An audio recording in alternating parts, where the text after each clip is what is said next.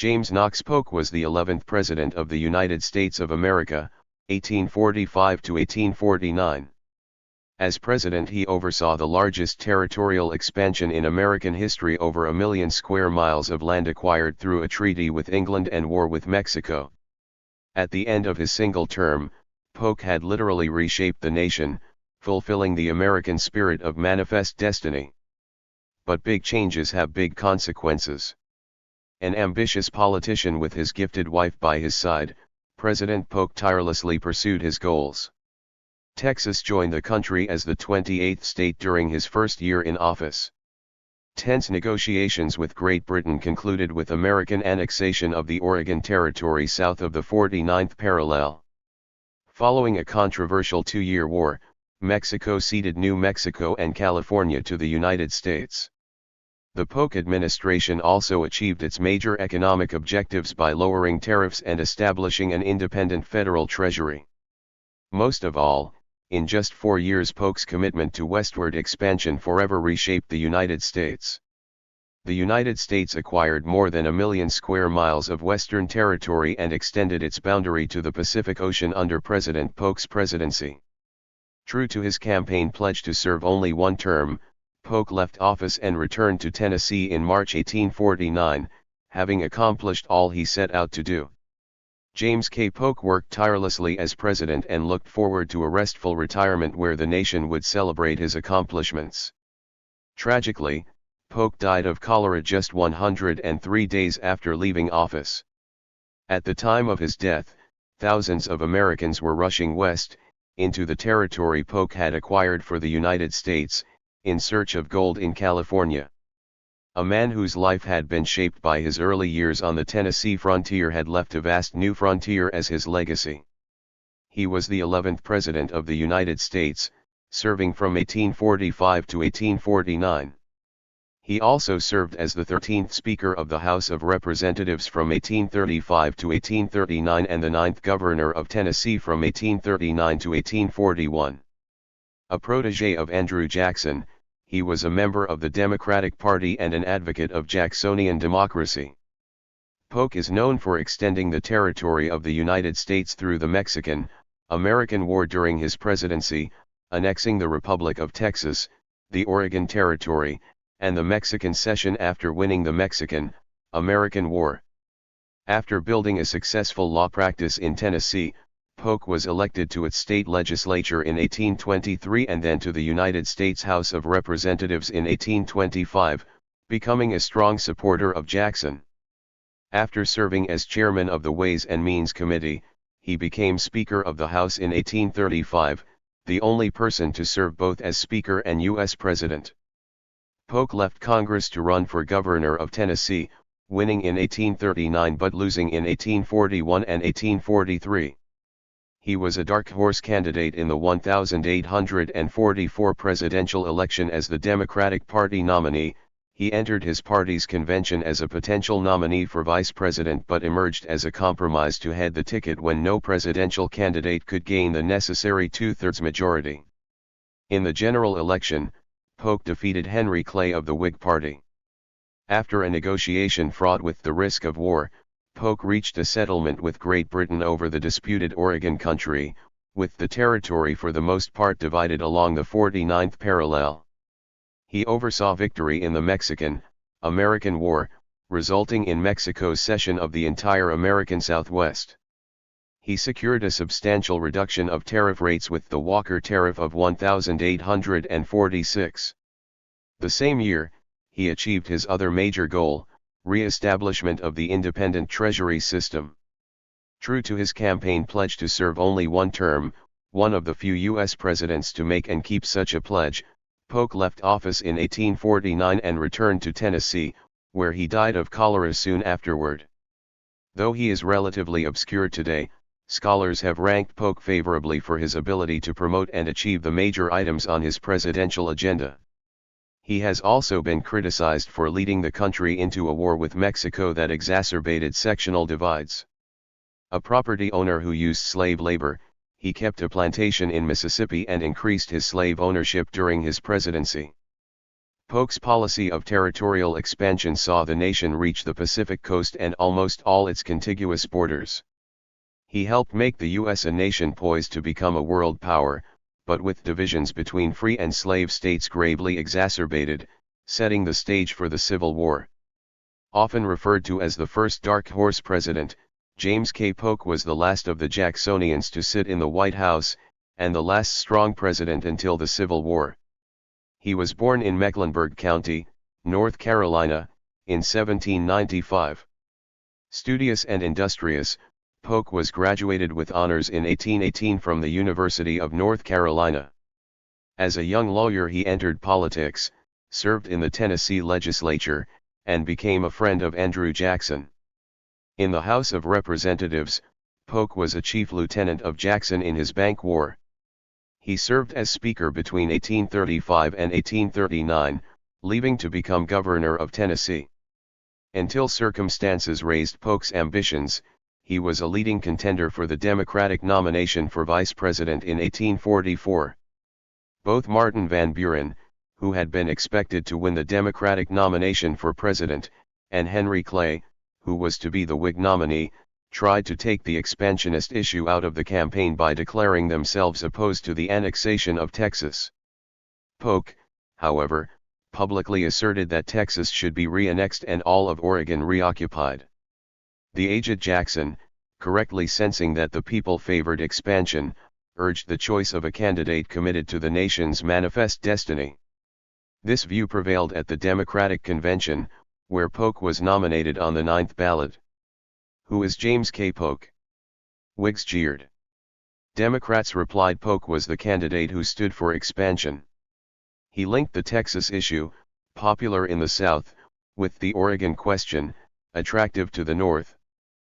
Polk also favored acquiring California. Even before he could take office, Congress passed a joint resolution offering annexation to Texas. In so doing they bequeathed Polk the possibility of war with Mexico, which soon severed diplomatic relations. In his stand on Oregon, the president seemed to be risking war with Great Britain also. The 1844 Democratic platform claimed the entire Oregon area, from the California boundary northward to a latitude of 5440, the southern boundary of Russian Alaska. Extremists proclaimed 5440 or fight, but Polk, aware of diplomatic realities, knew that no course short of war was likely to get all of Oregon. Happily, neither he nor the British wanted a war. He offered to settle by extending the Canadian boundary, along the 49th parallel, from the Rockies to the Pacific. When the British minister declined, Polk reasserted the American claim to the entire area. Finally, the British settled for the 49th parallel, except for the southern tip of Vancouver Island. The treaty was signed in 1846. Acquisition of California proved far more difficult. Polk sent an envoy to offer Mexico up to $20 million, plus settlement of damage claims owed to Americans, in return for California and the New Mexico country. Since no Mexican leader could cede half his country and still stay in power, Polk's envoy was not received. To bring pressure, Polk sent Gen. Zachary Taylor to the disputed area on the Rio Grande. To Mexican troops this was aggression, and they attacked Taylor's forces. Congress declared war and, despite much northern opposition, supported the military operations. American forces won repeated victories and occupied Mexico City. Finally, in 1848, Mexico ceded New Mexico and California in return for $15 million and American assumption of the damage claims. President Polk added a vast area to the United States, but its acquisition precipitated a bitter quarrel between the North and the South over expansion of slavery. Polk, leaving office with his health undermined from hard work, died in June 1849. On November 2, 1795, James K. Polk was born in Pineville, North Carolina to Samuel and Jane Polk.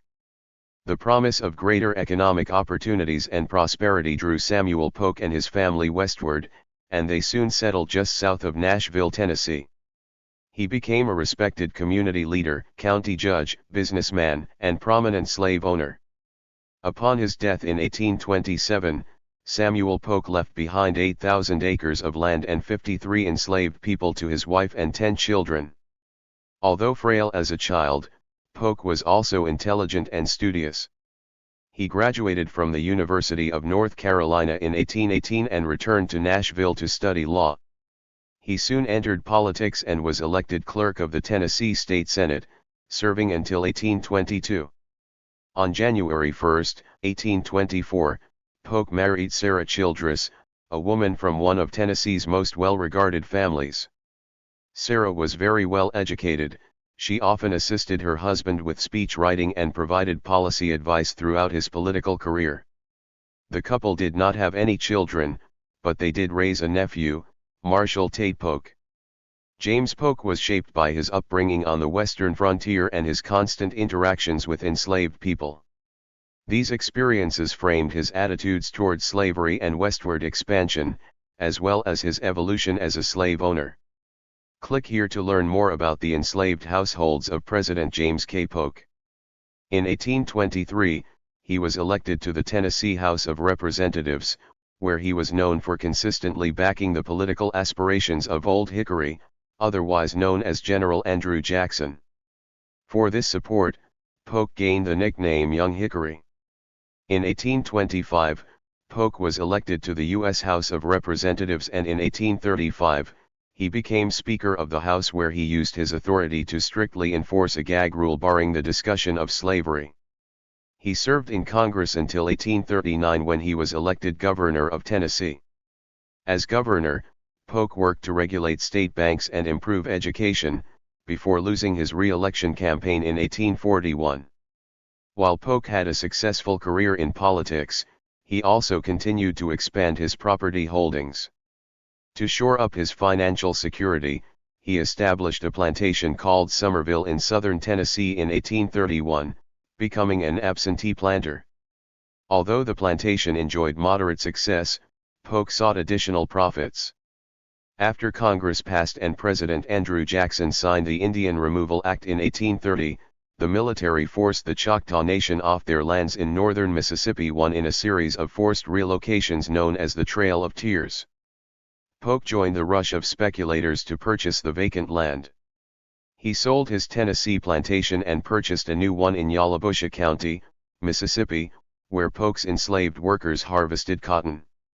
In 1844, Polk set his sights on becoming vice president, expecting former President Martin Van Buren to secure the Democratic Party's nomination. In a surprising twist, Polk was chosen as the presidential nominee at the convention, largely because of his support for Manifest Destiny and expanding the United States territorial holdings. The dark horse candidate faced off against Whig candidate Henry Clay and won, becoming the 11th President of the United States in 1845. After successfully renegotiating the Canadian boundary to the 49th parallel with Great Britain, Polk instigated the Mexican-American War, a 2-year conflict stemming from the 1845 annexation of Texas. In 1846, Polk sent American diplomat John Slidell to secretly negotiate a dispute over Texas boundary claims and purchase the territories of New Mexico and California for up to $30 million. When the Mexican government turned Slidell away, President Polk ordered American troops under General Zachary Taylor to move into and occupy disputed territory, inciting the conflict with Mexico. At the conclusion of the conflict, the United States successfully acquired more than 500,000 square miles of Mexico's land holdings, including present-day California, Utah, Nevada, Arizona, and New Mexico. President Polk publicly supported the expansion of slavery into these territories, while employing enslaved individuals at the White House, including Henry Carter, Jr., and Elias Polk. Polk also made secret purchases of 13 enslaved children through an agent during his presidency. These individuals were sent to work on his Mississippi plantation. Polk retired after one term, but he did not enjoy the comfortable existence he had arranged at his Nashville home, Polk Place. On June 15, 1849, less than 4 months after leaving office, the former president succumbed to a cholera outbreak in Nashville. Polk's historic reputation was initially formed by the attacks made on him in his own time. Whig politicians claimed that he was drawn from well-deserved obscurity. Sam Houston is said to have observed that Polk, a teetotaler, was a victim of the use of water as a beverage. Little was published about him, but 2 biographies released in the wake of his death. Polk was not again the subject of a major biography until 1922, when Eugene I. McCormick published James K. Polk, a political biography. McCormick relied heavily on Polk's presidential diary, first published in 1909. When historians began ranking the presidents in 1948, Polk ranked 10th in Arthur M. Schlesinger Sr.'s poll, and has subsequently ranked 8th in Schlesinger's 1962 poll, 9th in Arthur M. Schlesinger Jr.'s 1996 poll, and 14th in the 2017 survey by C-SPAN. James Polk is today widely seen as a successful president. He is regarded as a man of destiny and a political chess master, who, through extraordinary diligence, worked to promote American democracy. Borneman deemed Polk the most effective president prior to the Civil War and noted that Polk expanded the power of the presidency, especially in its power as commander-in-chief and its oversight over the executive branch. Stephen G. Calabrese and Christopher S.U., in their History of Presidential Power, praised Polk's conduct of the Mexican War. It seems unquestionable that his management of state affairs during this conflict was one of the strongest examples since Jackson of the use of presidential power to direct specifically the conduct of subordinate officers. Thank you for watching this video.